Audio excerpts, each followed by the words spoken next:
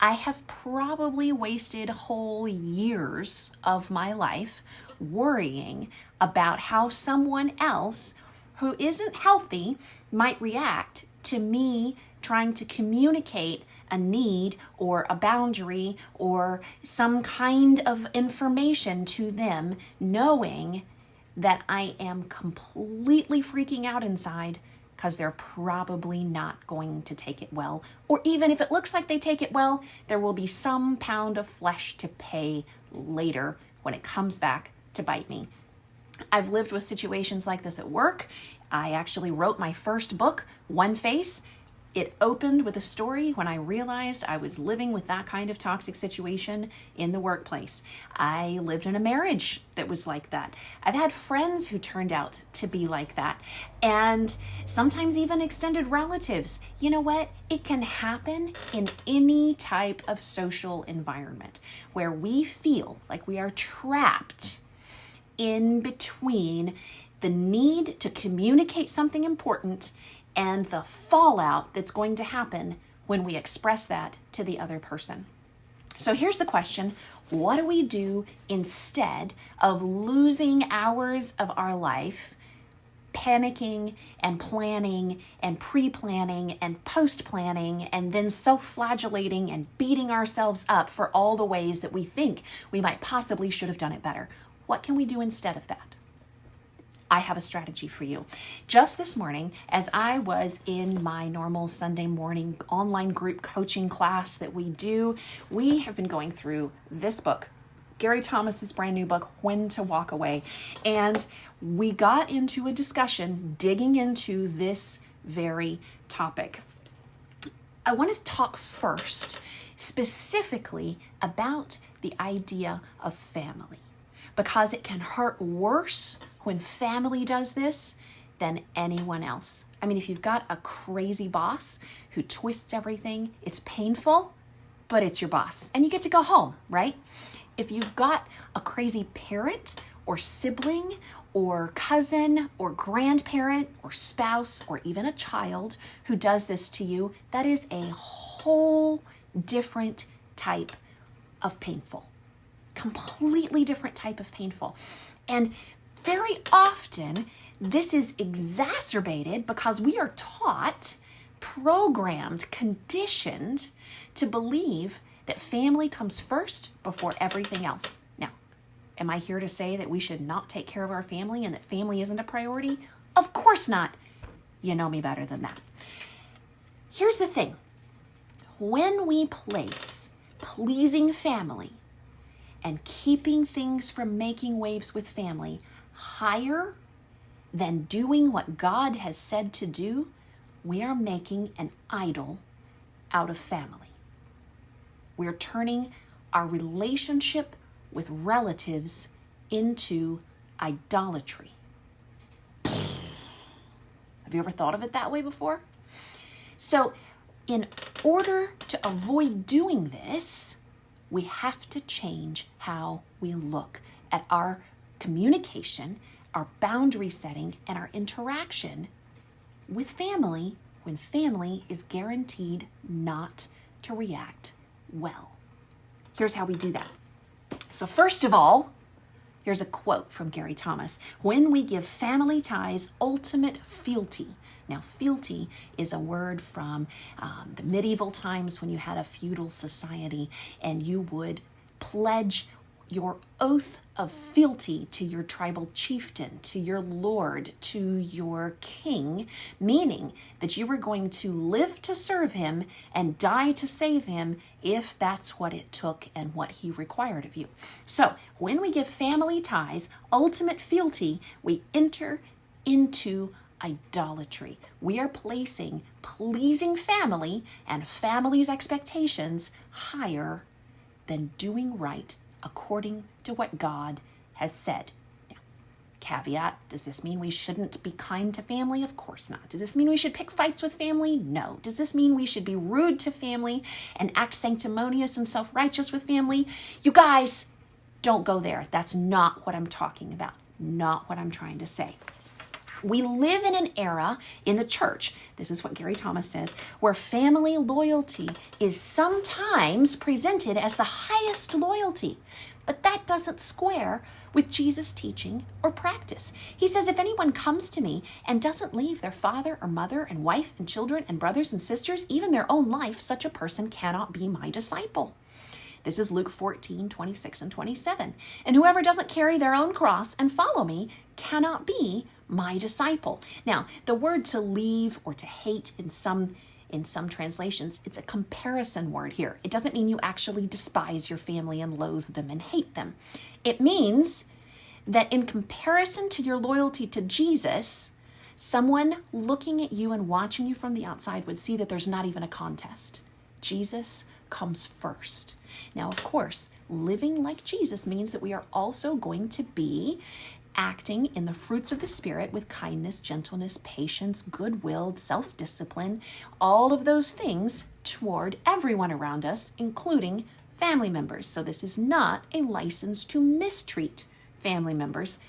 But again, I'm just throwing that out there for those who might try to play devil's advocate and forestalling you right now so that you don't even get a chance. Your love for Jesus and commitment to his work are so strong, Gary Thomas says, that no one, not even your closest relative, can pull you away from your true allegiance. You're going to pick Jesus every time. When Jesus was out ministering, he didn't let family drama interrupt him. And when his family proved that they were the kind of people who were pulling away from his mission with God, he chose to put his investment into the reliable people, even if they weren't relatives, who were willing to walk with him toward God's mission. Now, when you remind yourself, I belong to God first and to my family second, you're providing yourself with the clarity to determine the course of your future relationship. So how do we actually do that? That's a great question. I'm glad you asked. Oh wait, did you? I'm assuming if you're watching, it's because you want to know. So let's dig into it. Living by this new allegiance means we focus on doing what is right and we stop worrying about how extended family members will respond to it. I'm going to say that again. We focus on doing what is right. We focus on doing that with the Spirit, with the fruits of the Spirit, the attitudes of kindness and gentleness and peacefulness and goodness and self-control. But we do what is right regardless.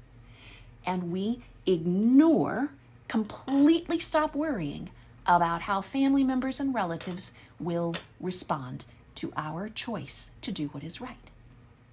I know that's easier said than done, right? Because family members have the capacity to stab us and push buttons and cause pain that is deeper than anyone else, because most of all in this world, usually we crave the approval and the acceptance and the connection with those we are related to by blood. And in a healthy environment, that is exactly as it should be. That is exactly what God calls us to do, is to be deeply connected with those we are connected to, we are related to in our families. However, if those family members are choosing not to walk toward the mission that God has given you, if they are choosing to live in toxic ways, to be unfaithful to God's calling on their own lives, then at that point we have a biblical, moral, divine obligation to choose to do what God has called us to do and let the family members react how they will without even worrying about it. Let it go. That means family decisions, this is Gary Thomas again, become much simpler when we keep our ultimate allegiance in mind. If God is my first true concern, the opinions of everyone else, family included, become irrelevant. Irrelevant. They may be painful. We may have to grieve that and let it go. But it is irrelevant. So here's a strategy. practical strategy, and this is what I want you to think about as you're walking away from this video and chewing on it. Also, hey, if you're liking this, would you please share it? Share it, pass it on to someone else, give it to your church, your groups, your friends, put it on your wall, because somebody else needs to hear this too. So, here's your strategy. Let's just say, here's an example. Brian's wife, Angie, and his mother don't get along, even though Angie has tried. Angie's a sensitive Christian who earnestly prays for her mother-in-law, but every holiday, the passive-aggressive abuse she gets from her mother-in-law takes weeks to recover from. And one year, she reaches her limit, and she tells Brian, I really can't even stomach the thought of spending Christmas with your parents this year. Now, Brian's mom regularly preaches the gospel of family above all else, especially when it comes to the holidays. Not showing up for Christmas would be seen in their family as a declaration of war. Maybe you've experienced something like this. So Brian came and asked Gary, the author of this book, what am I supposed to do? Well, Gary says, I didn't think it was that difficult to understand, although it might feel difficult to put it into practice. Here's the strategy. Listen close, write this down if you need to. Treat them as if they were spiritually healthy. Treat your mom, who is known to be passive-aggressive and toxic and abusive, treat her as if she were spiritually healthy. Now, a spiritually healthy mother, this is what Gary says, if my son calls me and says, hey, Dad, I'm sorry, but for the sake of my marriage, we can't spend Christmas with you guys this year, it would break my heart, but I'd reply, son, you're making the right choice. Your wife comes first. That's a spiritually healthy response to this kind of situation. Any healthy person would tell a husband to back his wife. Full stop. So, treat your mom like she's healthy, explain what's going on, and invite her to respond like a healthy person would. If she doesn't respond with a healthy spiritual response, that's on her, not on you.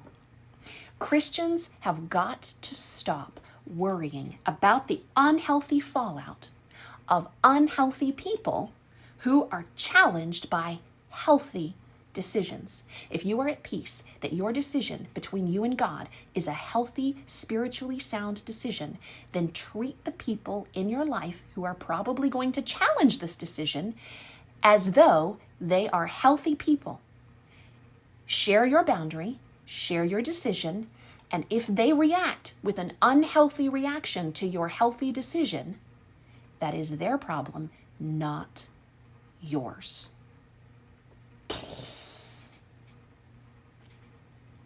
We can't control the way someone else responds to us. We can't take responsibility for someone else's response. It's not your job. It's not your burden, because we are all responsible for our own actions. That means you're responsible for sharing your spiritually healthy decision and communicating that in a healthy, non-toxic way. That's your job. Their reaction to it, not your problem, not your job, not your burden, not your responsibility. We control our own efforts to be as loving, as true, as gentle, and kind as God calls us to be when we live with healthy, God-ordained priorities. And sometimes we have to just grieve the loss of a relationship when the other person refuses to respond in healthy ways, and then let it go. It's hard. It can be excruciatingly painful, but it is also freeing to realize that before God, you are responsible for your actions, your choices, your responses, your reactions, your decisions, and no one else's. As always, please share and pass this on so that someone else can find this freedom too.